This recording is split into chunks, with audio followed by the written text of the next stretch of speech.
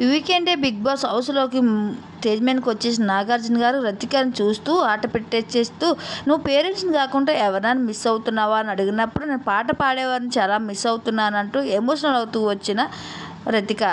అయితే రతికకి వీకెండే వచ్చేసరికి ఇక నాగార్జున గారు ఒక్కొక్క కంటెస్టెంట్ని అలా ఆట చేసుకుంటూ వచ్చారు. ఇంకా రతిక వచ్చేసరికి నువ్వు ఎవరైనా మిస్ అవుతున్నావా అంటే, పాటలు పాడేవారిని మిస్ అవుతున్నాను అంటూ తన పాత జ్ఞాపకాలు రాహుల్తో ఉన్న విషయాన్ని గుర్తు చేసుకుంటూ ఎమోషనల్ అవుతూ కంటతడి పెట్టుకుంటూ వచ్చేసింది.